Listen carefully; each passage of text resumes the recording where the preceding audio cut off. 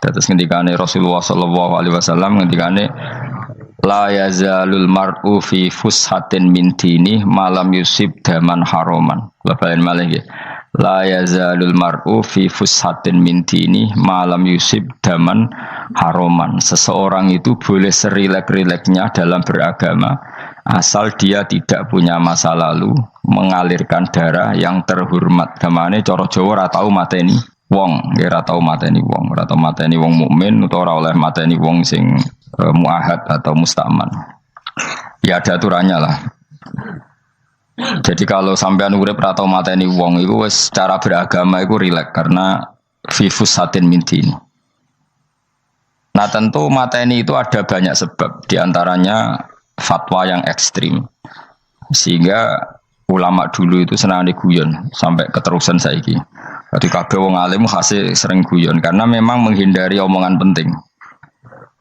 Kenapa? Karena sekali omongan penting ini kadang yu'addi ilal fatwa bitaqatul. Takutnya fatwa itu ekstrim, kemudian saling apa? Saling bunuh. Sehingga masyhur itu ada pepatah bahwa statement ulama atau kolamul ulama, penanya ulama itu ahaddu minas sayf, lebih tajam ketimbang apa? Pedang, karena bisa menimbulkan macam-macam. Sehingga dulu banyak ulama kalau bab jinayat itu sudah tidak mau baca bab jinayat. Jinayat itu karena ya takutnya fatwanya itu ekstrim. Ada beda zaman Nabi. Zaman Nabi itu kan enak ya. Sing Kanjeng Nabi mesti bener ya. Musuhnya Abu Jahal CS mesti salah ya. Tukaran saiki wis gak seru. Tukaran mbek kowe repot. Masih aku musuh sampean ini soalnya bener sampean. Wong ora tau urip ora tau seneng mbok musuhi ku piye ngono dadi. Kan gak penak. Jajal misalnya kiai tukaran mbek santri, wong mesti kan normalnya bela kiai ini, mergo luwih alim luwih bener. Tapi kan cara pandang, lah iya sing bener kok mau ngalah kan. Iso wae sing disalahno pangeran iku sing saiki wong tuwa tukaran mbek anak, kira-kira wong nyalahno sapa? Nyalahno orang tuane apa anake? Cara kowe dadi hakim. Wong tua kok wani anak, kualat tuh mujur ya lucu. Ini kan anak kok wani wong, tapi wong tua kok wani anak, wong tua model opo, anak wani wong tua ya anak model opo, ya model milenial model. Tapi potensinya itu sama-sama salah. Sehingga ulama itu mulai dulu itu menghindari, ngendikan penting itu menghindari, karena ya tadi takut fatwa itu. Saya ulang lagi ya, jadi seseorang itu selonggar-longgarnya dalam beragama asal tidak pernah membunuh, tidak membunuh darah yang seharusnya tidak terbunuh. Terus kalau masalah ibadah itu Allah ngambilnya sholat. Awwalu ma yuhasabu bil mar'u napa? As-sholat. Pertama yang dihisab itu sholat. Jika sholatnya lolos, maka hisab yang lainnya napa? Ringan. Gempon ngoten. Terus ada hisab-hisab yang di kula waca mungkin sampean iso ngantisipasi hisab. Nah, jadi la tazulu qadama Adam atau qadama ibni Adam yaumal qiyamah hatta yus'ala an arba'in. Pertama ditanyakan dari sifat mudanya, dihabiskan untuk apa, umurnya untuk apa, hartanya dari mana, setelah mendapat untuk apa. Terus wa an ilmihi madza amila bihi, terakhir setelah mendapat ilmu itu apa yang dia perbuat. Mulane ada orang tua ilmu dia tidak ditakoki wae pangeran ora apa-apa takoki. Ilmu iso nglakoni, mboten gadah ilmu ya Gusti. Terus serepet sampeyan. Dunya mboten gadah dunya. Lha opo ning dunya nggih ngentosi mati sing mon-mon niku aman apa? Sebab itu orang fakir itu masuk surga lebih cepat timbang orang kaya kacek pinten 500 tahun ketakoki. Dia apa mboten gadah napa-napa. Iso ngaji mboten. Jadi gak perlu pertanggungjawaban mereka napa sekacau kan. Nah sementing kalau terangno ngeten ya, niki penting rungokno. Mahsyar iku maknane iku nggon giringan. Terus kiai kuno maknane bayangno nggon mahsyar iku maknane tempat dihalonya semua manusia. Terus mauqif itu tempat diberhentikan, napa tempat diberhentikan. Terus di situ Anda innahum mas'ulun, mereka semuanya ditanya, dihisab. Semuanya dihisab. Terus ngendikane Kanjeng Nabi, hasibu anfusakum qabla an tuhasabu. Menghisaplah diri kamu sekarang sebelum kalian semua dihisap. Sehingga potensi kita ini umat Islam utamanya sing tahu ngaji-ngaji ini, kesampean semua dihisap ini kemungkinannya kecil. Karena ketika kowe ning donya sampean sedanteni kan biasa wis donga Rabbana zulamna anfusana. Jadi ya Allah, saya ini benar-benar mendolimi diri kita sendiri. Karena tujuannya hisab itu taubah. Taubah itu mempermalukan mereka di depan umum. Saya ulang lagi ya. Jadi semua hisab itu taubihan, mempermalukan mereka di depan umum bahwa mereka orang yang buruk. Sementara kamu di dunia sudah sering ngaku orang buruk. Selain ya wis rawong akeh maksudnya ini kan. Jadi kayak ngakuin apa Rabbana zalamna anfusana. Sehingga ngendikane Kanjeng Nabi sebuti hasibu anfusakum qabla an tuhasabu. Menghisaplah diri kamu sendiri sebelum nanti kamu benar-benar dihisab. Sehingga umatnya Rasulullah itu kemungkinan kena hisab itu kecil sekali karena tadi sudah terbiasa menghisab dirinya sendiri. Apalagi kita, kata Rasulullah, saya dikasih hadiah yang para nabi sebelum saya enggak dikasih hadiah itu. Apa itu? 5 hal itu. Di antaranya apa? Kata Rasulullah, wa utitu khawatima suratil Baqarah. Saya dikasih terakhirnya surat Baqarah. Di surat Baqarah itu umatnya Nabi dapat bonus dan ini luar biasa, yaitu ayat Rabbana la tu'akhidna in nasina wa akhtana. Ya Allah, jangan hisab kami, jangan beri sanksi kami, jangan azab kami kalau suatu saat kita lupa atau salah. KSP nak kue urung salah, padahal mesti salah. Rai-rai ini gak mesti salah. Wes gaya perjanjian mbek pangeran Gusti. Dalam perjanjian dong, ya apa? Setiap saat salah langsung sepuro. Mohon buatan usaha istighfar malih, mohon niku. Terus deal, soalnya deal ini. Nah itu ngendikan Kanjeng Nabi senyum-senyum senengnya ra karuan. Dan setiap itu dibaca oleh umatku, Allah sudah jawab qala na'am. Jadi Rabbana la tu'akhifna in nasina aw akhtana. Terus qala Allah menjawab na'am. Terus Rabbana wa la tahmil alaina isron kama hamaltahu 'alal ladzina min qablina. Nabi Muhammad jawab, Allah menjawab na'am. Sampai terakhir wa'fu anna, Allah jawab na'am. Kemudian para kiai itu punya kiat supaya umatnya itu hafal itu. Terus jadi bahan tahlil itu masalah ya. Faminhum ya faminhum. Sing tahlil ya ora paham, sing kritik ya ora paham. Alhamdulillah itu mesti podo-podo ra kena hisab. Mergo podo-podo ora napa? Paham. Jadi ora ono barokah kaya goblok wis barokah tenan. Mergo sing lakoni ya ora paham, sing kritik ora paham. Jadi kalimat yang di akhir surat Baqarah itu adalah termasuk hadiahnya Rasulullah yang tidak diberikan pada Nabi sebelumnya. Ini apa ini? Utitu khawatima suratil Baqarah. Saya dikasih akhir surat Baqarah. Gini ku setiap doanya umat Nabi Allah jawab napa? Naam. Jadi ya Allah la tu'akhidna, jangan kasih sanksi kita innasina au akhtona. Allah jawab naam. Itu satu. Terus kedua, umatnya Nabi itu kalau dosa itu tidak perlu prosedurnya harus istighfar. Banyak amalan yang menjadikan diampuni. Misalnya kafaratul majlis itu lafadznya agak istighfar. Subhanakallahumma bihamdik misalnya. Dan banyak imatatul adza anit thoriq. Misalnya Nabi pernah cerita ada seseorang yang nakal, kemudian gara-gara menyingkirkan duri di jalan yang ganggu orang lewat, kemudian Allah memaafkan. Ada yang dimaafkan karena ngombeni anjing, macam-macam lah. Kemudian ngombeni santri, macam-macam. Sehingga potensi kita dimaafkan itu tinggi sekali karena ada sekian amal yang itu menjadi sebab ridhanya Allah Taala. Malah kalau dalam dunia wali itu ada seorang wali mau ngarang kitab, kemudian tintanya itu diminum lalat, dia membiarkan tinta itu sampai lalatnya sampai kenyang, kemudian gara-gara itu dimaafkan oleh Allah Subhanahu Wa Taala. Banyak sekali. Sehingga potensi kita dimaafkan tinggi. Terus turu sudah ada orang ngrasani wong enggak macam-macam lah. Iku ya insyaallah di sepuro pangeran. Dadi ana wali, dadi wali mergo kakean apa? Turu ditakoki, "Kenapa kowe kok turu wong wali? Mboten siap roh donya, Gusti." "Kenapa? Donya wis rusak tok, patok mboten roh Gusti." Lah iku ya mari swarga napa? Ya swargane wong turu ya kira-kira tok. Tapi jadi umat Nabi itu luar biasa. Makanya saya yang heran nih, kalau ada orang alim bikin gerakan terlalu tenanan itu keliru, biasa mawon. Turu ku ya ibadah, wae agar gak zina, gak maling, wae agar gak nglakoni dosa gedhe niku sanggep ae napa? Ibadah. Karena tadi Rabbana la tu'akhidna in nasina wa akhtana. Terus Allah jawab na'am. Sehingga kiai-kiai itu takut orang itu lupa, terus dimodifikasi sedemikian rupa jadi wiridan. Tapi alhamdulillah kok banyak yang kritik. Jadi ya biar seimbang, no? Seimbang kepada alam demokrasi. Jadi aku lagi kecewa abis ngritik. Mereka insya Allah rapati paham masalah usul ini. Karena satu-satunya cara supaya orang paham itu pancen ya dijak latihan bareng-bareng. Gak ngono malah ra paham blas. Ya tapi tadi ya semua itu resiko. Zaman Nabi Sugeng ana ibadah sunat dilakoni terus Nabi yo duka, kuwatire dianggap wajib. Tapi nek ora dilakoni blas Nabi yo duka, wong sunat ora tau dilakoni. Jadi sudah alhamdulillah sekarang ana sing ngritik, ana sing setuju biar seimbang no. Wong padha ora paham wae napa? Padha paham.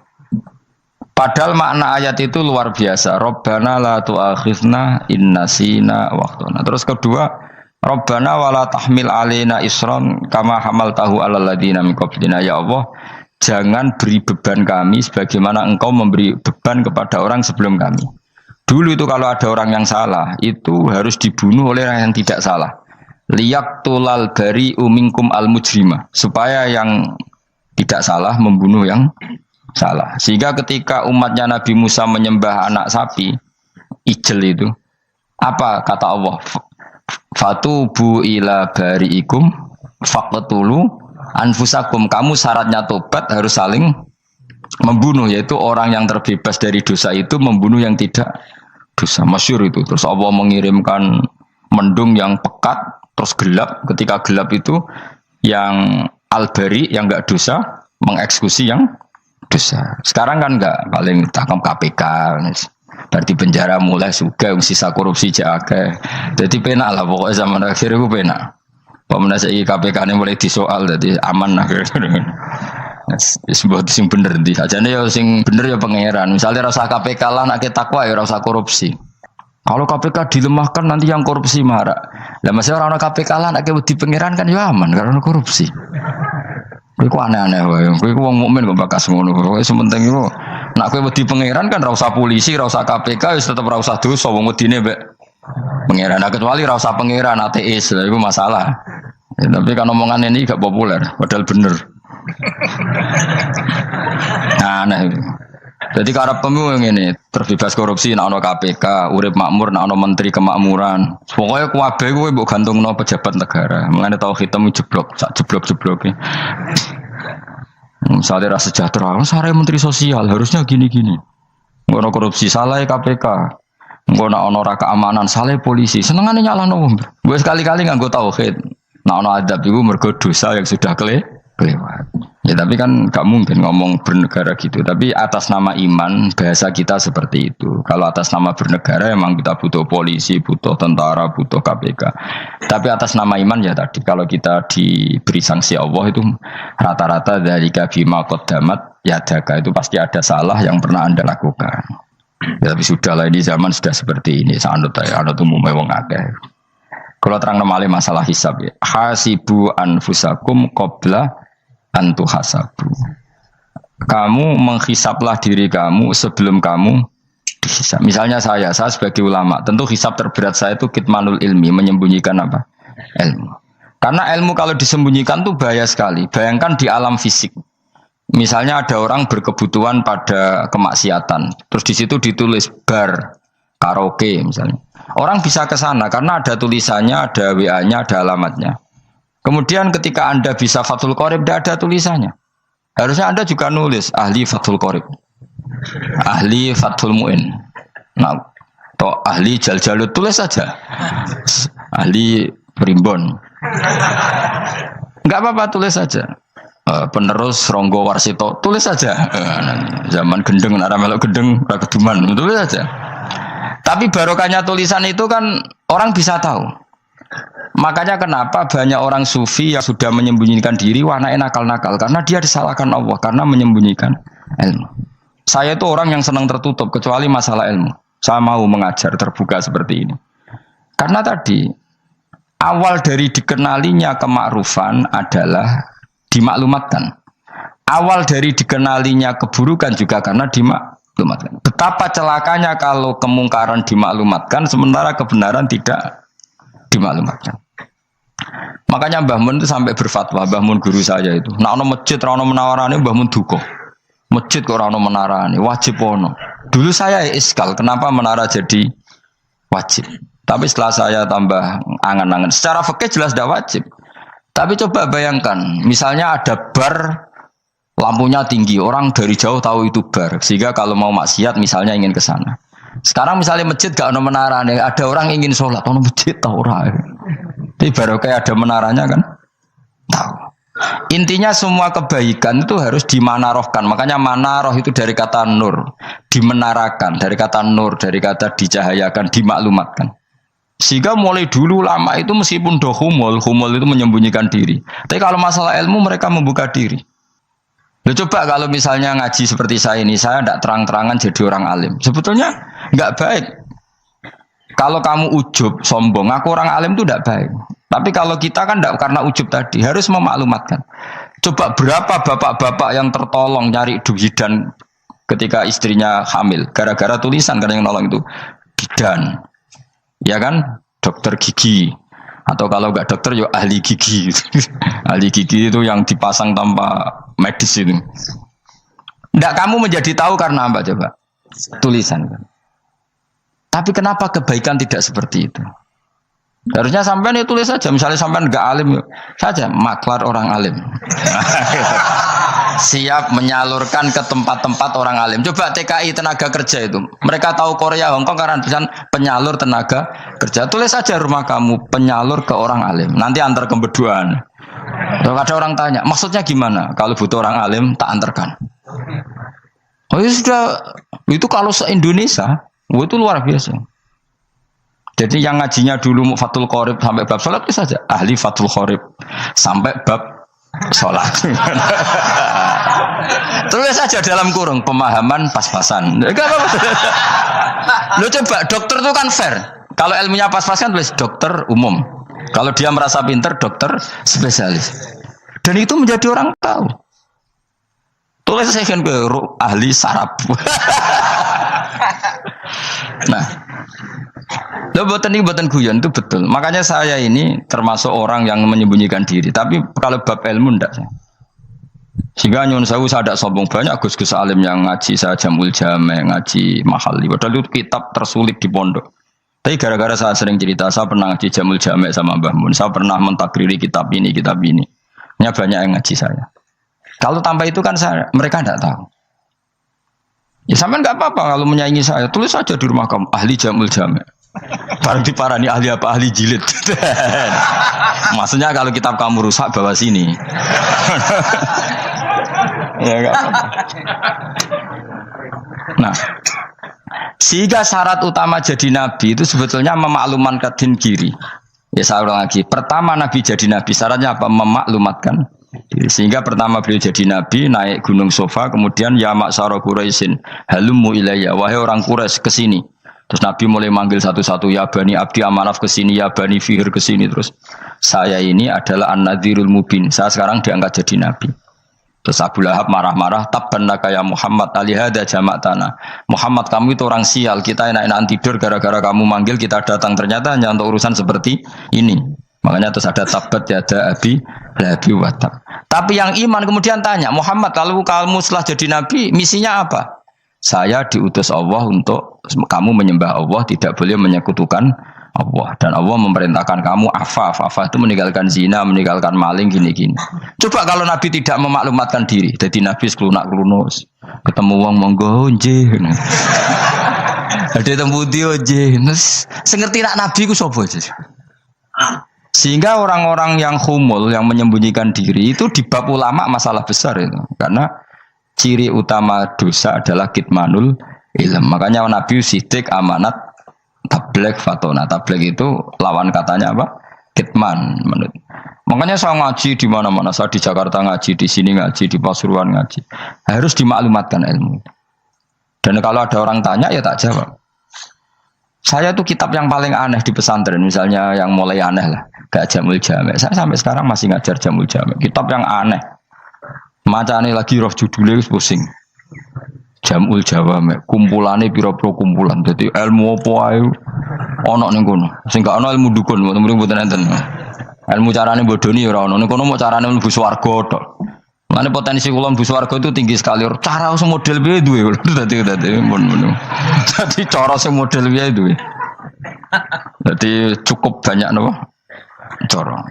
Sampe nek cara sitok ora mesti kula nu gak ada cara kathah. Dadi nek dari cara iki mentok ganti cara iki mentok. Ya terakhir paling gampang itu cara nganggo fadhole pangeran. Iku kena mbok tiru. Pokoke mlebu swarga nganggo fadhole pangeran. Masalah utama kita sebetulnya itu, makanya saya tidak pati cocok sama orang sufi itu. Kebenaran itu harus dimaklumatkan. Sementara orang sufi itu ingin menyembunyikan diri. Itu kalau untuk yang alim itu tidak bagus. Wong kita saja tahu itu dokter atau bidan karena tulisan. Ini bidan, ini dokter. Dan mereka jujur, dokter umum, dokter spesialis.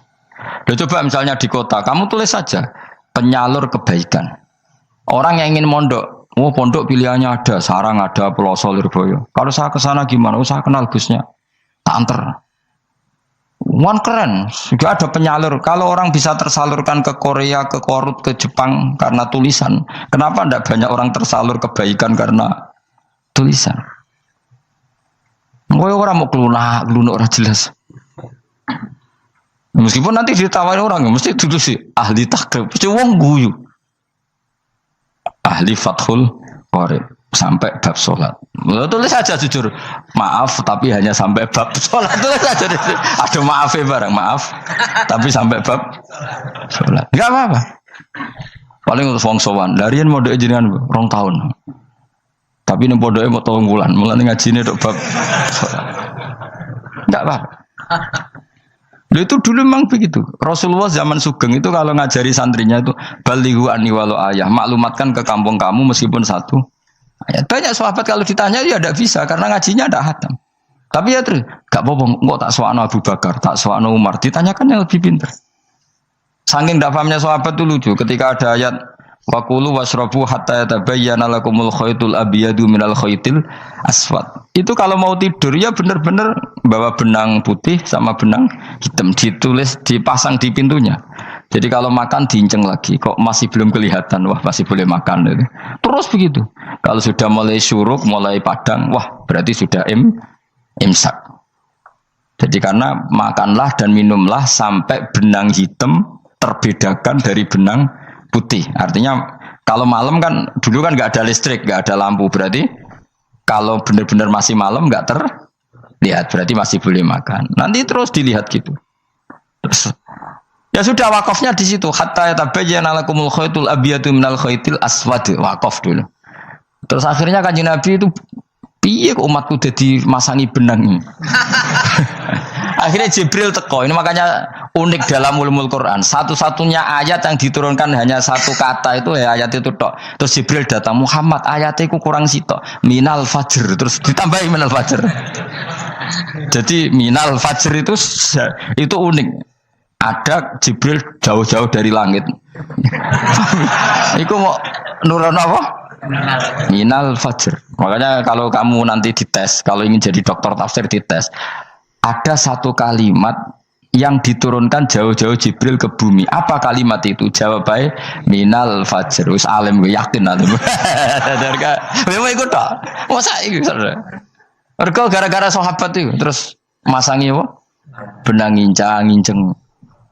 Akhirnya minal fajr. Baru mereka tahu maksud fajar, maksud apa? Benang hitam artinya malam, benang putih artinya fajar. Sodik sudah menyingsing. Semenjak itu sudah ada benang-benangan karena jadi orang-orang ngono maksudnya iki kurang sithik gitu terus turun apa? Minal fajr ya. Jadi nanti kalau sampai latihan tes jadi dokter apa? Tafsir. Ayat mana yang diturunkan hanya 1 kalimat atau 1 kata jawab apa? Minal fajr. Lolos langsung dokter. Pun pinter. Ya pinter ngerpek maksudnya ora dikandha. Lah nanti hubungan kita dengan Allah ya seperti itu. Sejauh mana kita memaklumatkan Allah, sejauh mana kita mengkampanyakan Allah. Saya berkali-kali bilang, saya kemarin kan di Korea itu sebetulnya hanya saya yakin hanya doa saya. Saya sering berdoa ya Allah, engkau dipuji di langit dan di bumi. Lalu kalau di bumi ateis, itu caranya kayak apa? Dulu saya itu terobati karena Uni Soviet setelah persemakmuran banyak menjadi negara Islam. Berarti itu bukti bahwa Allah pun dipuji di bumi Uni Soviet. Lalu yang kayak Korea kayak apa? Ternyata betul Koreanya tetap ateis, tapi gara-gara diserbu wong Indonesia. 49.000 wong Indonesia ning Korea Selatan. Iku mbok gawe sing salat separuh, iku jek pira? 24, kira-kira ya selawe digawe 20.000. Iku 20.000 salat kabeh, tahlilan kabeh surwame. Lah kok sing ngritik tahlil muni sunah Rasul tok surwame. Pokoke rame lah walhasil. Itu tahlilan wah itu enggak ada hadisnya. Gak apa-apa sing penting muni hadis sing sitok tahlil muni hadis ya ibadah, tahlil ya ibadah. Mbok lah soal kok bener ding totalan guri sing penting rame, maksudnya sementing rame ngomong visi Islam. Gitu Islam tahlil, situ Islam sunnah Rasul gak masalah. Wong ape yakin bener saiki ya ora ono klarifikasi. Tapi sementing kan kabeh ngomong tentang Islam. Artinya gini, Allah punya cara untuk supaya bumi Korea itu ada yang bertasbih bersujud. Mil'us samawati wa mil'ul. Allah tidak kurang cara. Golek wong kedonyan ditawarik ke sana demi uang. Bareng mus ning kono dielingno pangeran. Segawe masjid, kontrak masjid macam-macam lah, masjid kontrakan ning Korea. Nang kene ra ono masjid. Pusing. Saya pernah ngisi di satu masjid itu, gambare pintu gerbangnya bukan salib kan. Ternyata tingkat 1 itu gereja, tingkat 2 bar, tingkat 3 masjid. Kadang ya kebalikan, masjid, bar, gereja. Satu gedung. Jadi malaikat saya tidak tahu lewatnya gimana itu kan. Gak tahu itu cara lewat gimana. Karena malaikat bagian rahmat itu nggak bisa dia lewat salib. Ya. Tapi dia harus menulis ganjaran yang sholat. Nggak tahu saya lewatnya dari mana karena itu. Ya tentu dia punya cara lah. Tapi yang jelas ya agak bingung ini gimana. Itu pernah yang tingkat 2 itu bar pas aktif. Ada santri yang ya pekerja imannya pas-pasan. Kalau nanti gue sebagai Jumatan mlebu bar pas aktif wae wong ayu. Meh wera Jumatan. Mergo mau tingkat 2 bar, tingkat 3 masjid. Itu ono khutbah yang barnya tetap main, ada bar yang masjidnya tetap khutbah. Itu masuk bar. Itu Jumatan apa ning kene wae.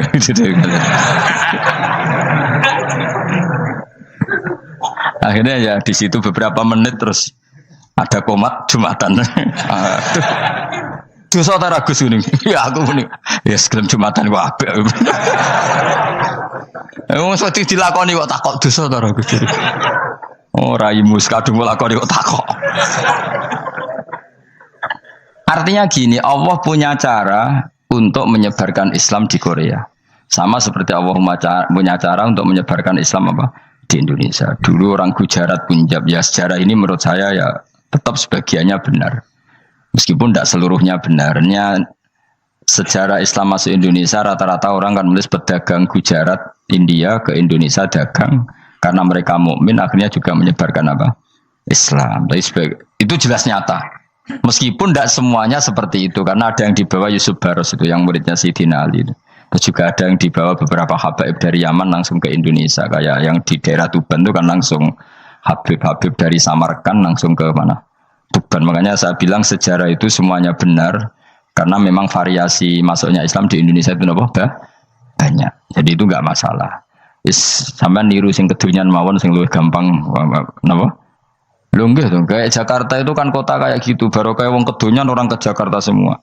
Gara-gara tahu mondok pedutan tadi ahli Fathul Qorib tadi yang sampai bab salat. Terus bikin masjid. Iku coba takoki faraid terang ora iso. Pemene takoki muamalah terang ora iso, tapi nak trimo carane salat sing batal apa ngentut roh. Aduh. Ilmune roh nak nganti bab iku jek roh. Sing batal salat apa jek roh ngentut nyekel wong wedok jek roh. Tapi mbok aja takoki sing detail apa? Cara mengenali kiblat dengan hisab ya marosdil kiblat wis ora ngara iso. Atau nganggo komputer delok. Nganggo jam, nganggo kompas. Padahal ana ilmune ya marosdil apa? Kiblat di bulan tertentu, hari tertentu itu nanti matahari tepat di atas Ka'bah. Ora ngara iso nek ngono niku ora ngara iso. Ya saya ulang lagi ya. Jadi kesalahan kita adalah kebenaran itu kita sembunyikan. Padahal awal dikenalnya Islam itu lewat i'lam. Fasda bima tu'maru. Kebenaran harus dimaklumat. Tapi problemnya Islam Indonesia tuh kadang khumul tuh bangga. Nggak dikenal orang itu bangga gini-gini. Oke lah, kalau yang nggak, saya sendiri ya suka khumul. Sampai sekarang saya suka khumul. Saya sampai sekarang nggak suka tamu. Bukan karena benci tamu, ribet. Maksud saya kalau sowan kiai yang ngaji saja, ora usah sowan. Oh ribet. Ya, lucu kan, seneng Gus Bak jare wong alim. Terus senenge mau sowan tok ngaji ra gelem iku piye karepe? Wong kok aneh. Iku berarti kok do karo kowe seneng dokter, di konsultasi obat ra gelem tapi ngajak jagongan. Dok, jenengan tiyang pundi? Jenengan manggen dalem mriki mulai tahun pinten? Lah ya kowe takok dokter kemalan. Mesti nek kowe takok laram apa, obate apa kok malah kenalan. Pindah Jogja tahun pinten, Dok?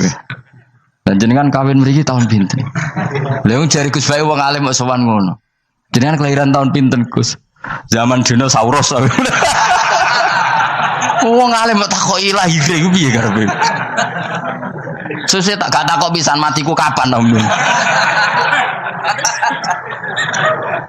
Coba betapa naifnya kita kalau kita suka dokter, terus kemudian kamu takok, Dok, kelahiran tahun pinten jenengan? Aneh gak? Nak kowe seneng dokter mergo mau konsultasi berobat ya ngomong saja apa yang kamu butuhkan. Aku seneng wong alim yo ngaji titik. Nah, kowe misalnya seneng artis, delok konser artisnya takok kelahiran tahun piro. Gak penting artis ayu mbok delok seneng wis sudah gitu aja. Ora wong alim yo ngono ngaji seneng. Yang kadang wong Jawa lucu, seneng wong alim sowan terus takok-takok. Aneh, iku dudu obat ngono, yakin ngono. Maksudnya bu sing profesional, maksudnya sing rontok bener sidik lah, jadi wong udah bener nemen-nemen gak mungkin wis pokoknya bener sidik-sidik. Makanya kemarin ngaji apa Nasoihul Ibad kan gitu, mujalah satu ulama artinya apa? Fi majlisil ilm ketika ngaji, ora kok mujalah satu ulama utawa sowan matekno wong ngene nyatet jodoh. Kulo termasuk kiai yang kampanye ini. Kulo termasuk kiai terkenal tapi sing tamu kulo rapati kathah. Kuwi jaga masyaallah tenan wis. Muga-muga rodok tobat sithik-sithik maksudnya. Maksudnya ya sudah lah. Ya tadi hubungan wong alim ya sudah ngaji. Kalau hubungan sama dokter ya tanya konsultasi apa? Medis. Kan lebih enak. Hubungan mbek dukun wis takok wis. Mbah niki menyangking pundi? Kok jenengan dermemel nglafadzno apa sing kalimate sing jelas kena apa nak dermemel mandi nak jelas kok ora mandi ku piye takono aku ya guru pun bae dukun wong kalimate ra jelas kok mandi nak jelas gak mandi kok nak jelas kita bodoh ini ayo guru mantra iku mesti gak wae rungokno tenanan kalimate terus ra jelas dukun-dukun dulu. Yo kok mandi, nak jelas malah mandi. Mandine tenan ora ya ora. Ya saya ulang lagi ya. Jadi sebab itu di Quran sering ada kata i'lamu, kenalilah, ketahuilah. Jadi awal dari agama ini adalah harus tahu. Maka menyangkut harus tahu ini lalu Allah bikin media. Media itu apa saja. Tapi lalu kita bisa berdebat tentang media. Itu yang kita tidak tahu nanti hisabnya di depan Allah Subhanahu wa taala. Saya sampai sekarang itu nggak tahu, nggak pernah bilang halal, nggak pernah bilang haram. Misalnya gini ya buat ini dengerin ya. Di Korea ini sering teman-teman cerita. Ada beberapa majikan yang baik sama umat Islam, yang pekerja-pekerja Muslim itu kalau dipamiti sholat kan, Pak majikan saya mau sholat. Sholat itu apa? Mereka bilang dengan bahasa analogi di Korea, pokoknya sholat itu sembahyang. Ketika sholat itu ditanya sama orang Korea, loh kamu itu sembahyang kok tidak ada patungnya? Karena pengetahuan mereka yang namanya sembahyang itu ada patungnya. Ada yang baik, apa sekalian tak belikin patung? Jadi wong Islam pas sholat tuh didelok ngarepe dhuwure kok gak ono patung. Ono sing ape sujud tuh digambarno salib. Mergo dekne denger-denger kalau karena tidak tahu Islam itu apa. Sementing ada personifikasi Tuhan. Ada lagi ini yang agak ngeri. Ada pegawai Garuda karena dia agak terpelajar waktu sholat dia sholat sama krunya di mall. Itu langsung security mall nelpon polisi. Ini ada ritual teroris gitu. Jadi sholat itu dianggap mukadimah sebelum ngebom. Jadi ritual. Pertanyaannya adalah karena mereka tidak pernah ngerti sholat itu kayak apa. Dan kadang-kadang orang ngerti bahwa sholat itu adalah ritual umat Islam itu lewat media. Media itu bisa berita, bisa dokumenter, bisa apa saja. Kita tidak pernah tahu cara Allah mengertikan. Seperti kita tidak pernah tahu madzhab Mu'tazilah, tahunya itu dari kitab-kitab ahli sunnah wal jamaah. Coba kita semua misalnya tahu madzhab yang aneh, Mu'tazilah, Jabariyah, Qadariyah, itu dari kitab mereka apa dari kitab ahli sunnah? Dari kitab ahli sunnah. Maka bisa saja informasi keburukan itu dari orang baik dan informasi kebaikan dari orang buruk. Kita tidak pernah tahu. Karena ini yang bisa ngelola hanya Allah Subhanahu wa taala. Tidak bisa, kita tidak bisa, hanya Allah yang bisa. Maka perdebatan Ahmad bin Hambal dengan Haris al-Muhasibi itu seperti itu. Misalnya gini, tak kiri contoh. Haris al-Muhasibi itu orang alim alama. Dia ahli sunnah mandat, pokoknya ahli sunnah sekali. Dia mau ngarang kitab tentang dia menentang Mu'tazilah, menentang Qadariyah, menentang Syiah. Terus setelah mau ngarang kitab, ditanya sama Imam Ahmad, ya Haris, kalau kamu ngeritik Mu'tazilah, awalnya gimana caranya kalau ngarang kitab? Ya saya cerita pendapat mereka dulu, lalu saya saya tentang. Imam Ahmad guyu-guyu. Bukankah setelah kamu cerita mazhab mereka plus argumentasi mereka, jangan-jangan pembacanya sudah tertarik. Pas kamu nentang, kamu sudah dianggap gawe-gawe. Karena kadung tertarik. Saya tak contoh wae, misalnya gini, kowe sekarang rasa bareng dadi wong soleh biasa wae. Aku ono gambar wong wedok montok tak tulis, hindari ini. Kira-kira dia mau hindari apa gambare? Enggak jawab ya, kira-kira lho. Sing mbok nikmati kata hindari apa? Sing mbok eling-eling kalimat hindari apa gambare? Kira-kira. Padahal tulisannya apa? Hindari bahaya ini. Bahaya nanti terus didelok. Terus yang dieling-eling orang hindarinya tapi sama. Pendapat Mu'tazilah itu ada yang menarik. Misalnya gini, menurut Mu'tazilah, seseorang masuk neraka ya karena amalnya, masuk surga ya karena amalnya. Apa artinya kalau masuk surga karena fadl Allah? Lalu gunanya amal apa? Mungkin pembaca kan tuh, wah ini proporsional ini. Gak ada ahli sunnah, jadi bus warga mereka fadli pangeran. Kok enak? Lalu gunanya amal apa? Padahal dia tahu pendapat Mu'tazilah itu dari kitab itu, kitabnya orang ahli sunnah. Gak pernah tahu kita. Ya saya ulang lagi, itu kan ibarat kayak KUHP. Kamu baca KUHP draft, terus kamu cocok. Kamu mesti nyalahkan yang demo. Atau baca buku selebaran orang demo, kan terserah kamu. Kamu kan punya akal, kan tetap milih. Tetap milih. Problemnya kata Imam Ahmad itu, ketika kamu menceritakan pendapat Mu'tazilah, bisa-bisa orang itu kadung tertarik. Ketika mulai kamu tentang, orang itu gak tertarik sama penentangan kamu. Berarti kamu ikut menyebarkan Mu'tazilah. Sama seperti tadi, gambar perempuan yang agak jorok tadi, sebetulnya tak tulisi kata hindari. Padahal Rukinus gak tahu eling wong wedok gara-gara tak kei gambar hindari bahaya ini malah jadi eling. Ora eling tulisannya eling. Nah, hakikat saya ini penyebar kata hindari apa penyebar gambar itu? Coba. Lalu status saya ini pengedar gambar itu apa pengedar kata hindari? Lah iya yang mengedarkan kata hindari tapi yang mengedarkan. Nah sama sekarang pertanyaannya, kalau kamu ngarang kitab anti Mu'tazilah itu sebetulnya pengedar mazhab Mu'tazilah apa penentang?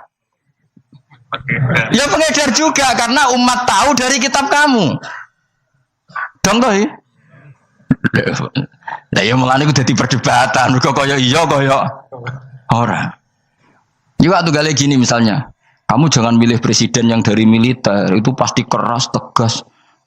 Terus kaku. Ternyata pembaca itu wataknya militer. Lu cari yang begini, bosan kan kamu? Agak suka presiden sipil, nggak tegas.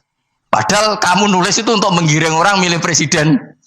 Jangan milih yang militer, pasti tegas, nggak demokratis, nggak nerima pendapat. Ternyata pembacanya suka saya punya pemimpin yang tegas. Habis kamu kan? Yang tahu hati orang itu siapa?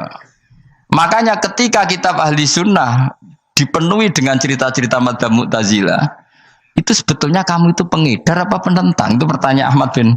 Akhirnya Imam Haris al-Muhasibi bilang gini, Enggak maksud jenengan niku nglarang apa dukung. Pokoknya sis mangkel. Dari Mama Jo aku pokoknya ngomong ngono ae pokoknya. Terus akhirnya yes nang ngoten ketoke arahe jenengan mboten sedo ngarang. Makanya Haris Al-Humra akhirnya enggak mengarang kitab itu. Dia sebenarnya pernah rencana Kitabul Firaq fil Islam. Dia mau ngarang kitab kelompok-kelompok dalam Islam. Ya, coba mau apa coba? Misalnya kamu bela tahlil nasibnya juga seperti itu. Hujahnya tahlil, gini. Terus hujahnya penentang tahlil. Yang bisa mengendalikan pikiran pembaca siapa? Ternyata dia tertarik sama pikiran penentang. Lucunya yang menceritakan kamu, pengagum tahlil. Kan tidak pernah tahu. Mana nak dari ceritanya Mbah Mun lucu. Mbah Mun itu mondok Lirboyo. Itu di Bandar Kidul akeh wong ayu. Itu dulu babahnya Mbah Mun itu ada yang suka orang sana sampai nikah orang sana juga pulang ke sarang. Itu diantara mbah-mbahnya Mbah Mun. Suka perempuan sana terus nikah sana nggak pernah pulang ke sarang. Nah, Mbah Mun itu lahir dari adiknya, pokoknya dari keluarga dari saudara yang nggak pernah pulang dari Bandar. Diwasiati Mun nak mondok ujo geman dolan ning Bandar Kidul. Kayak wong akhirnya malah penasaran. Justru kalimat itu yang menjadikan maksudnya aku ajune nganti sepiro kok nganti mbahku katut kan malah akhirnya penasaran. Lare kata Mbah Mun tak angen-angen bener Imam Ahmad bin Hambal. Maksudnya itu kalimat itu pancen ribet. Kalimat itu ribet pancen. Coba milih mana coba? Dong ojo geman moro pasar opo lah nang daerah kono. Ono opo? Bahaya kan. Gara-gara kamu melafatkan itu malah orang penasaran. Di sana ada bareng delok ning kono ya nak terus mulai nak ora. Nah, makanya pertanyaannya, pengarang buku juga kena hisab karena sebetulnya apa yang dia tentang orang lain menjadi tahu karena ceritanya dia. Coba kamu ngarang kitab saja yang anti Syiah atau anti Mu'tazilah atau anti Murji'ah atau anti otoritarian, mesti pembaca itu enggak bisa kamu kendalikan. Nah, itu juga rawan hisab.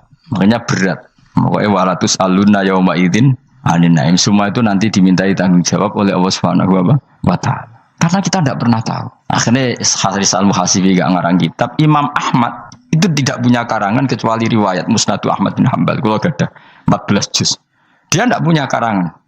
Ketika ditanya, saya takut membuat hal baru dalam Islam. Karena karangan itu kan mesti melogikakan hukum. Sementara Allah tuh kadang nggak butuh dijustifikasi seperti itu. Jadi cara kitab usul fikih ini sama tak bedai. Mungkin nggak Allah menyuruh kamu ngangkat gunung Merapi tanpa alat? Nggak, jawab saja. Latihan pinter. Mungkin nggak Allah menyuruh kamu disuruh ngangkat gunung Merapi? Mungkin nggak? Mungkin apa enggak? Nah, itu ulama usul fikih berdebat. Ada mengatakan tidak mungkin.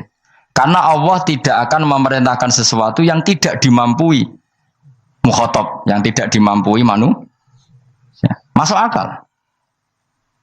Kaul kedua mengatakan mungkin. Butuhe Allah itu mau wong muni yotok nurut. Senajan to gak mungkin. Ayo Hen, Gunung Merapi angkat Hen. Nggih Gusti, siap. Langsung melayu moro. Muwi Allah wis seneng, wah nurut aja iki. Tapi ya kemungkinan cek goblok ora takok sik. Kita kan tidak pernah tahu, makanya ulama ini debat. Kira-kira nak Hen Gunung Merapi angkat.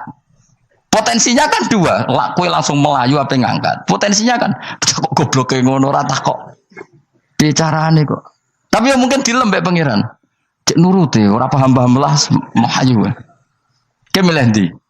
Status sing ngene iki nurut apa goblok? Jawab, nurut apa goblok? Ya nurut goblok. Ya coba ngono. Kita ndak pernah tahu.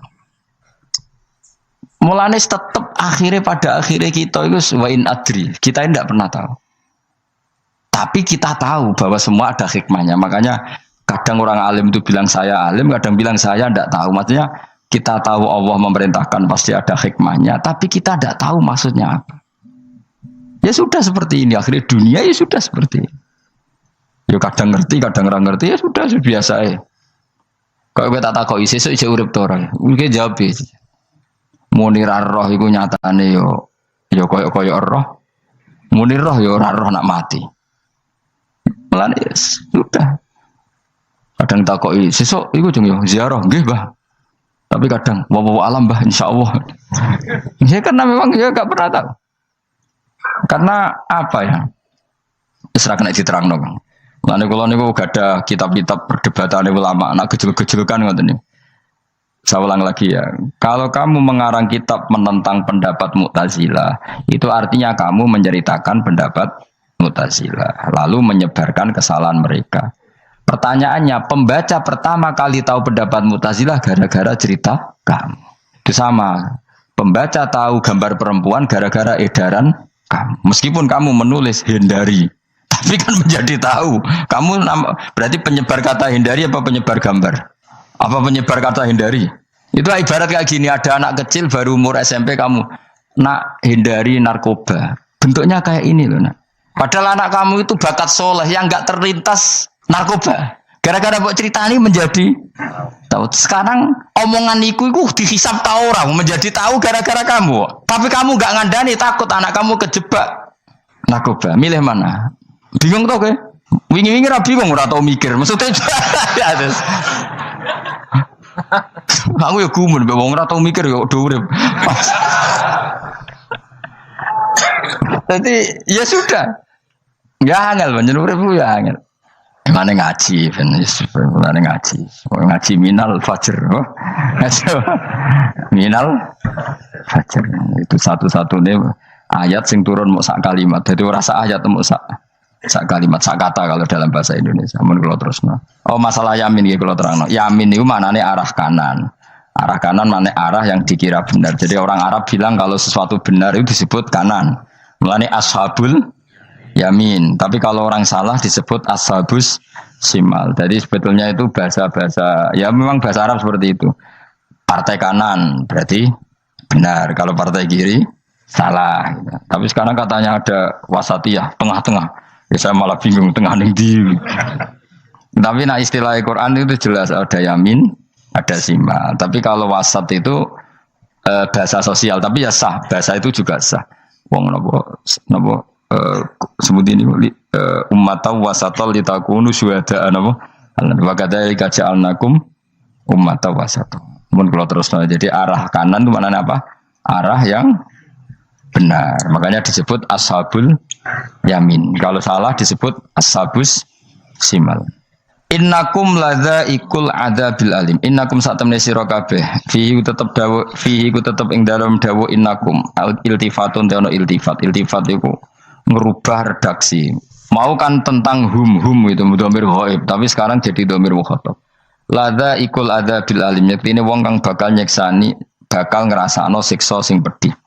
Wa mutzauna lan ora den wales sira kabeh ilama kecuali perkara illa jazaa kecuali wales perkara kuntum ana sira kabeh tak malu nang nglakoni sira kabeh illa ibadah wahil mukhlasin kecuali kaulane Allah sing ikhlas. Jadi semua orang itu akan kena siksa kecuali kaulane Allah sing napa ikhlas. Wis ikhlas wae enak-enak ibadah ikhlas mun nang ngandel kula ibadah paling nyaman ikhlas. Mulang ya mulang ae mergo perintah Allah. Cek murid temroh guru cek ora ban sak karep-karepe pokoke mulang ya mulang ae. Sekolah nih, pokoknya mulang-mulang aja. Cek roh aku ora urusan, pokoknya mulang wis. Boleh ridane Allah, ben sebenarnya akhirat rakakan hisab ribet mikir manusia ribet. Pemane mikir hak-hakmu ribet. Turuti ora tau warah, serepot kabeh. Ben bonus dunya ben bonus. Nah dhewe mesti dianggep ae urip sedina-sedina. Sing ngongkon bayangno urip suwi wis sapa? Wa amali akhiratika ka annaka tamutu hoten. Mulane kula nek ndek 200.000 tak anggap wage. Urip nganti sesuk dhuwit 200.000 cah iki. Lah kowe bayangno dhuwit akeh, bayangno urip nganti 20 tahun. Sing ngongkon bayangno ngono iku ya sapa? Jelas Nabi dawuh wa amal li akhiratika ka annaka tamutu hoten. Kamu ngamal untuk akhirat seakan-akan mati be. Jadi misalnya aku digedingi wong sakmen iki, digedingi mok sewengi enteng sesuk wis mati wae. Jebule cek urip. Ya anggap ae cek sesuk. Kan mok sedina-sedina ngitunge apa? Mulane anggere ana panitia ngundang aku pengajian ku pusing. Aja mbok undang saiki aku mari bingung. Pokoke nek sesuk acara bengi aku kandhani. Mboten Gus ben ana kepastian. Kepastian mbahmu ora melok duwe donya men kepastian men. Wong ora tau ngaji tauhid to men. Aku pas. Ya coba 2 bulan lagi disuruh bilang iya ben ana pengepas. Sing iso ngatur donya sapa? Akhirnya tapi ini benar kepastian mbahmu manusia sing iso nonton sapa. Pokoknya acarane Senin, aku kandhani malam Senin, aku ono ya iso wae lunga. Gampang kan? Tapi kan jantungan. Akhirnya golek kiai serep. Alhamdulillah ras itu. Terus kalau ngaji teng mriki pokoke umume iku akhir bulan iki ngono tok santai wis. Ya biasa wae. Ya pokoke urip ku anggap ae sedina wa amal li akhiratika ka annaka tamutu. Dan dari misalnya damuk bojo ya ndang sedina. Sesuk wis mati wae. Boleh sesuk aja urip diwamuk meneh. Paling sedina. Wis sedina mati, yes. Enggak suwe-suwe ra aman apa? Aman. Aman. Wani urip ngono. Jadi daftar wali, tahu tuh warai ngono era.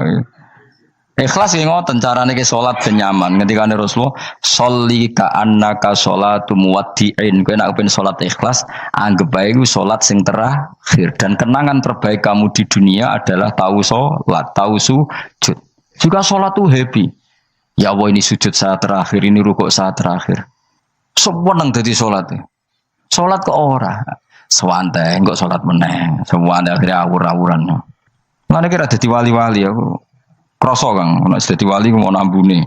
Kita ora ono ambune semboyo. Maksudnya aku ora usah wali-wali papan atas, sing ringan-ringan ae, sementing bener.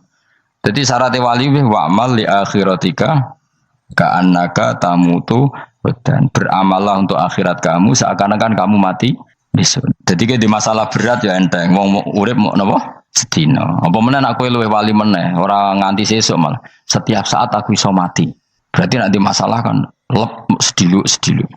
Cuma masalah kowe permanen, bar mati tambah neraka. Lha kok aja sampe. Malah selawase. Lawas. Mulane masalah ning donya tok, ora usah sampe tok akhirat. Ojo. Aku kan repot ngajajai kowe. Seakan-akan mati besok. Pertanyaannya apa setelah mati gak ada masalah? Ternyata tambah banyak masalah. Sebenarnya sementing ikhlas semua. Wa illa ibadah wahil mukhlasin. Jadi kalian semua pasti merasakan siksa dan akan dibalas kecuali mereka sing ikhlas. Mesti ikhlas itu aman. Illa ibadah wahil mukhlasin kecuali kawulane Allah sing napa ikhlas. Suma ja'alna minal mukhlisin ya. Mungkin kula jenengan sedanten termasuk tiyang sing napa ikhlas. Pokoke dilatih. Nara dilatih dipaksa. Pokoke luwatih paksa. Nggih kus pokoke paksa. Paksa supaya sampean ikhlas. Ya wow, misalnya kowe ngandalo pejabat ya mati. Nak mati ora kuat. Sing kuat namung Allah Subhanahu wa taala. Jadi sehingga terlatih. Nah, bagaimana mungkin saya bisa hidup tanpa komunitas nasional, ya kamu yakini aja komunitas itu bisa saja mati atau benci kamu atau perubahan sistem. Ya kaya dhisik misalnya wong duwe wartel iku kaya sugih tuku wartel. Bareng ono HP gitu tuntas. Dulu misalnya wong duwe telepon rumah itu kaya sugih ono HP ya tuntas. Jadi perubahan-perubahan ini menjadikan kita tidak percaya terhadap dunia ini. Mesti ora iktimat, ora tetanggenan be dunia ini. Yang enggak pernah berubah hanya Allah Subhanahu wa taala. Misalnya ngono, kowe sayang anak, iso wae anakmu sampean gedeng kowe aja katut bojo. Kowe sayang tangga iso wae gedeng kowe. Utawa ana perubahan sistem sing dadekno kowe ra urip ning kono, misale kowe ndonga muga-muga disenengi wong bidukan, jebule kowe ditakdir urip di daerah lah. Enggak pernah tahu. Sing mesti abadi namung Allah Subhanahu wa taala. Semalane illa ibadah wahil mukhlasin. Kecuali kaula-kaulane Allah sing mengikhlaskan amal hanya krana Allah Subhanahu wa taala. Ayil mukminina tegese pira-pira mukmin. Uti dawuh iki istisna mungkotion kang terputus. Dzikra jazaahum. Utawa ngene, dzikru jazaihim mutawi nutur piwalese para al-mukhlisin fi qouli ta'ala ulaika lahum rizqum ma'lum. Ulaika te mungkon-mungkon sing ikhlas lahum tetep kedhe ulaika fil jannah rizqun utawi rezeki ma'lumun kang wis ditentokno bukrotan ing wektu esuk wa asyan wektu sore. Rupane rezeki apa fawakih iku pira-pira buah-buahan badalun dadi badal bayanun utawa menjelasno rezeki maring rezeki. Bahwa tekang aran fakihah utawa utawi arisku merupa fawakih ma perkara. Yuk kalau kang den pangan apa mata lagi dan krono enak-enakan lali hifdzi sihatin. Ora kok krono jaga kesehatan. Jadi ning swarga iku mok sifate pakanan mung enak-enakan tok, ora ana makanan pokok. Mergo makanan pokok kowe mangan beras ning Indonesia kan nggo ketahanan fisik. Sementara di surga tidak perlu ketahanan karena dijamin fisik kamu abadi. Paham, bisa ulang lagi ya. Kalau di dunia kan kayak butuh mangan pokok, supaya mempertahankan fisik. Karena fisik kamu rawan rusak kalau tidak makan makanan pokok. Sementara di surga fisik kamu tidak mungkin rusak sehingga tidak perlu makanan sing pokok. Kabeh sifatnya makanan mau gue enak-enakan tok. Ora perlu lali hifdzi sihatin, ora perlu gue jaga kesehatan. Mergo li anna ahlal jannati krana sak temene penduduk swarga iku mustaghnuna semugih kabeh an hifdziya saking jaga sihah bi khalqi atsadihim sebab gawe jasad ahli swarga digawe lil abadi krana selawase lawas. Jadi kamane di surga kamu tidak perlu mikir obat, tidak perlu mikir makanan yang menguatkan karena fisik kamu sudah didesain abadi. Jadi butuh makan itu hanya menunjukkan untuk kenikmatan. Jadi kamane ada semuanya itu demi kenikmatan, tidak demi menjaga ketahanan. Karena tubuh kita pasti sudah tahan karena didesain lil abad untuk selawase lawas. Wahum haluti ahlul jannah mukramuuna den mulyakno kabeh bisabillahi taala kelan ganjarane Allah taala. Maksudnya kelan ganjaran sing diaturno oleh Allah Subhanahu wa taala. Fi jannatin naim dalam swarga kang penuh nikmat. Ala sururin ing atase pira-pira napa bayang utawa pira-pira napa singgasana mutaqabilin hale adep-adepan kabeh. Layar ora ningali sapa badun sebagian wong akeh kofa badin ing sitoke sebagian sing liya. Jadi kamane ahli swarga iku ora ana wong ngungkur-ungkuran lho. Dadi semua kalau ketemu madhep ora kaya ning Jawa. Nek cocok mungkur. Iku ning dunya nek ning akhirat wis kabeh ketemu wani madhep. Artinya wani madhep ku gak ada masalah. Corong Jawa kan ngoten.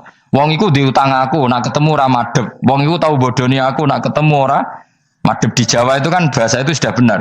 Orang itu punya utang saya sehingga kalau ketemu saya tidak berani tatapmu muka. Nah di surga itu kalau ketemu berani tatap muka artinya apa? Antar mereka tidak ada masalah sama sekali. Yutofu dan iderno atau didarno alaihi mengatasi ahlul jannah ya ala kul dan saben-saben suci minhum sangi ahlul jannah apa bikasin kelawan gelas.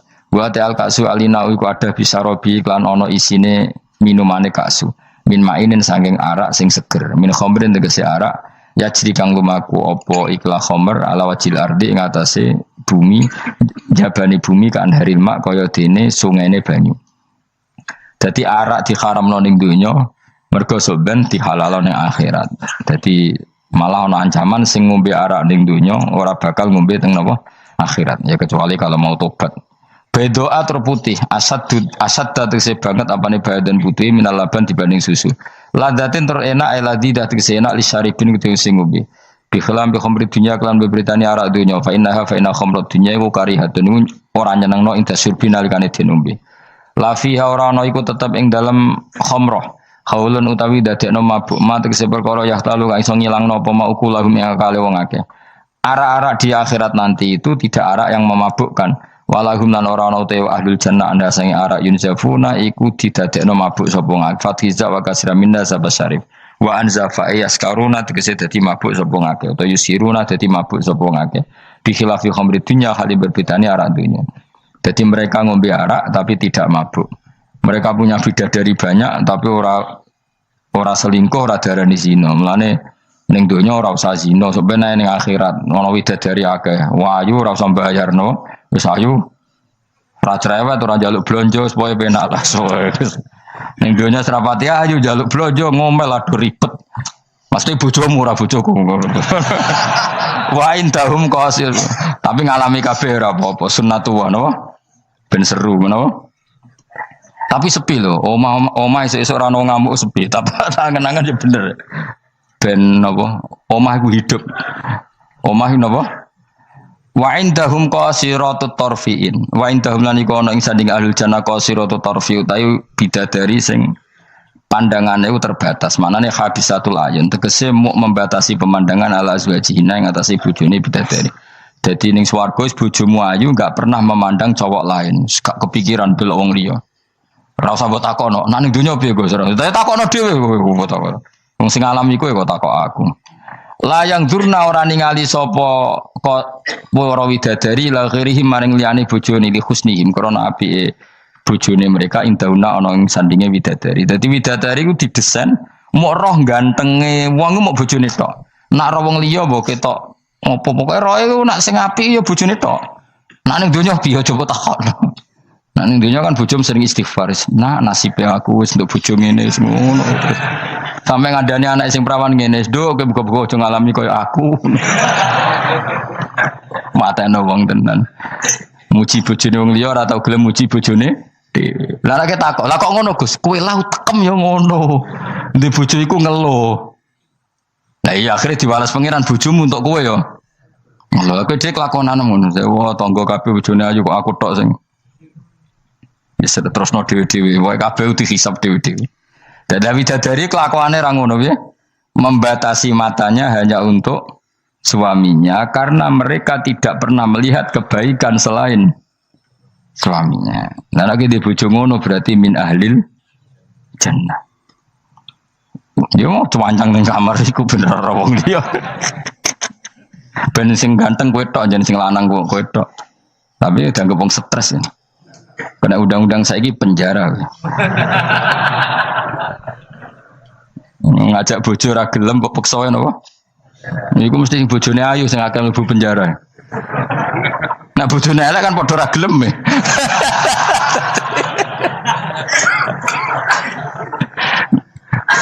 Bapak gak ada kiai. Kiai ini lucu, kanca akrabe bapak. Dari cara apa? Cara kancane bapak ngono. Ana wong bojone elek, iku sampean hisabe gede. Lah kena apa iki? Lah anak ora tahajud salahno pangeran, wis bojo elek kok ora duha, ora tahajud. Nak bojo maju nu pantes, ora tahajud perkara kelon. Wis elek ora tahajud e opo wae. Dadi kiai iku memperberat hukum. Dadi cara kiai iku wong kok bojone elek, iku sampean disalahno pangeran. Kenapa kira tahajud? Nggih ngantuk Gus. Lah kowe bojomu elek kok ora tahajud, dane nak bojomu ayo malah ora tau tahajud. Mulane pangeran gambaro nabi sempurna. Nabi ku nak tahajud. Iku Aisyah turu ning ngarepe. Aisyah ku wahyu prawan turu ning ngarepe. Iku tetep diterusno tahajude. Jajal kowe di bojo wahyu, apa tahajud terus bojomu gelem kira-kira mbok terusno to? Milih ndi? Bojomu elek ora tau tahajud, mau kelon apa meneh bojomu. Kanjeng Nabi gambarane iku pe salat. Aisyah turu ning ngarepe. Iku diterusno salat. Sampai Aisyah kecewa, piye wong iku malah tahajud terus sih. Masyhur ngene hadis-hadis. Aku ora ngarah, kowe kebayang. Di bojo ayu ape tahajud, pas bojo mapian. Lah aku parah meneh wis bojone elek.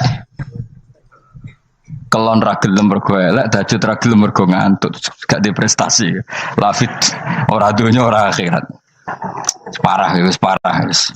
Marah ini ngene iku marah ini. Jebule dongane kebanteran, ya Allah, meskipun di dunia aku di bojo elek, kula nyuwun bidadari sing ayu teng akhirat, bojomu tangi telabrak. Ora usah ngono, ora usah ndonga iso kok. Ya Allah. Kabeh ono gentine Gusti. Tapi bahasane aja jelas ya Allah. Kabeh ono apa? Apa bojomu ngamuk? Apa Mas maksude? Yo, maksude ra biasa wae. Mulane kula nek ana imam ndongakno ngono iku ora mentolo. Imam salat jenazah, jane donga iku ora usah banter-banter. Lha donga kok ngene, misale Ruhin mati, iku nak dongane ngene, ya Allah, wa abdilhu zaujan khairan min zauji wa daran min dari. Itu nak diterjemah bojomu ngamuk lho. Ya Allah, kasih dia istri yang lebih baik ketimbang istri yang sekarang. Wa daran khairan min dari, kasih dia rumah yang lebih baik timbang rumah yang. Tapi alhamdulillah durafam yo. Amin. Amin. Padahal doa itu sangat menyinggung loh. Ya, isih dapal donga iku. Iku aja terusno, maksudnya iku. Nah, wong mati kan dongane diantar ya Allahumma pokoke wa abdilhu zaujan khairan bin zauji wa daron. Itu nak diterjemahkan. Gusti niki mawon teng donya di bojo ngeten iki teng donya mawon. Genti nggih Gusti teng akhirat. Kan artine ngono. Apa wa abdilhu digenti tambah Gusti kok. Tukar tambah maksudnya Gusti. Jadi wong ra paham barokah. Amin amin. Nah kalau mboten ate maca donga niku. Langsung badaron khairan min dari. Mergo nak zaujan kadang sing wedok isih nangis. Jek muni amin amin wah perkara gitu. Maksudnya doa iku ya ora ngono, tapi terjemahannya kan ngono, wa abdilhu zaujan khairan. Maksudnya gini loh.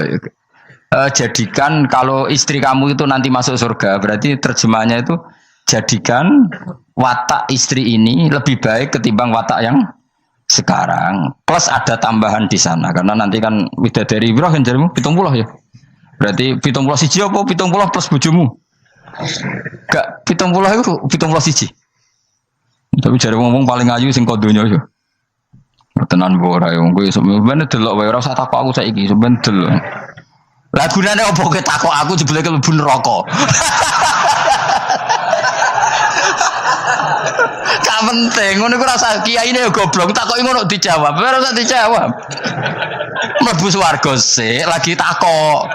Lah nek kono bantah, nek wis swarga ora usah takok. Lah iya padha iku mlebu neraka gunane opo ora iku? Ya ora usah takok ya. Pokoke kok ning swarga ketemu, ya Gus bener jebule jenengan ngono. Gampang kan? Ya tapi aku aja padha, mosok santrine entuk 70 kene 70 ya ora. Tetep aku ora trimo, jumlahe padha ya ora trimo. Kadar ayune padha ya ora trimo. Tetep mbek pangeran ya tetep beda tetep. Padha-padha numpak pesawat ya tetep beda kelas e sembrono iku. Tetep beda. Nontor apik mripate dikhamul ayun terus mripate iku gedhe hisanuha tegese jembare ayun. Dadi nak wong Arab bayangno wong ayu iku ya mripate gak sipit. Ya pancen ya tenan, kowe ora wong ayu Arab, be ayu Cina tetep ayu Arab. Mergo ayu Arab hasil apa inun dikhamul ayun mripate gedhe. Sayu-ayune wong sipit, be ayune wong ya cek wae saiki. Sale ayune wong Uzbek, be ayune wong Cina. Kowe milih ndi? Uzbek wis aja contoh ngono mbok pilih ya ora gelem pokoke. Mau ngongkon milih wae. Milih ndi kan? Ayune Uzbek be Cina. Uzbek, tapi sing mbok pilih ora gelem. Ya milih wae saya apa?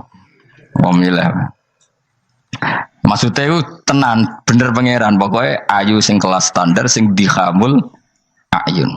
Karena guna koyok-koyok sedune bidadari filau niku bedun niku endok maksudnya ninuam kedua burung unta maknun kan tersimpan. Mastunur disimpan biraisihi kelawan utorisihi kelawan apa sayape utawa iku lho sing bulune ikilah anuam. Maksudnya koyok endok putih sing terselip utawa tertutupi oleh bulu. Maksudnya indah. Ya wong ayu transparan ambek rontok kena kere iku seru sing rontok kena kere ngono lho. Pokoke ngono. Wis kowe milih wae senajan turun kesampaian pokoke milih saiki wae. La yasilu ora tumeka ilahi maring ikila apa ayun utawa maring ikila ainihinna apa hubarun apa bleduk. Walau nuhu wa wa albayat fi sufratin wa ahsanu ing dalam agak-agak kekuningan ahsanu alwani nisa iku luwe apik-apike warnane wong wedok. Pokoke ora usah takok, sampeyan lakoni. Faqbala mengko madhep sapa ba'dum sebagiane ahlul jannah. Ba'du ahlil jannah tegese sebagiane ahli swarga madhep ala ba'din ing atase sebagian yata sauluna hale saling takok sapa ahlul jannah. Amma sing perkara maro kang wis liwat apa mabihim kan ahlul jannah fid dunya ing dalem dunya. Iki kula terus nomase ra iso dilereni. Niki kan critane ngeten nggih. Wong ahli swarga niku nek ning swarga niku takok kanca bisnise ning donya.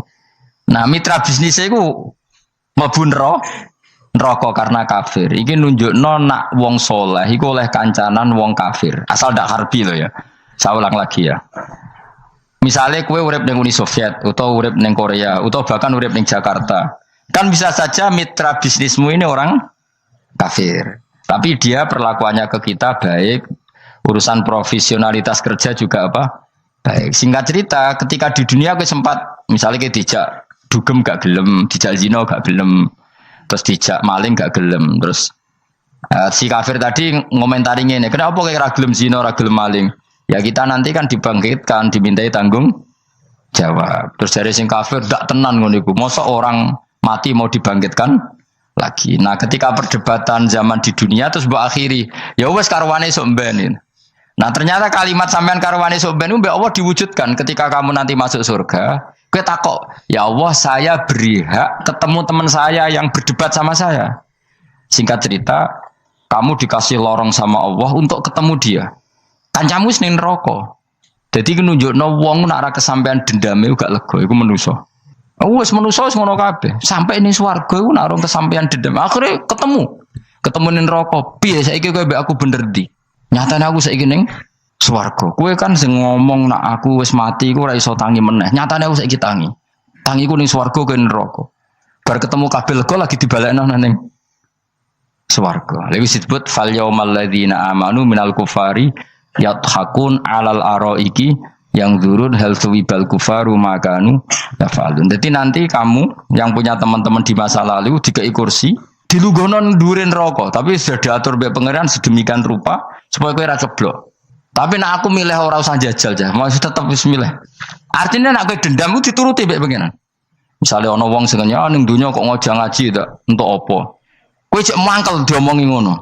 Terus kowe baru kayak ngaji jalan mlebu, iku ora lega nek gak ketemu wong iki. Lah repote jebule ketemu wong iki swargane sak dhuwure kowe. Wah yo. Repot. Akeh-akeh ora insyaallah ora, nek sing nyai insyaallah ora bakal swarga sak dhuwurmu. Tapi yo nek umat Nabi muga-muga di sepuro. Nan dhuwure wis takoki, lho ketemu aku kok swarga sak dhuwurmu.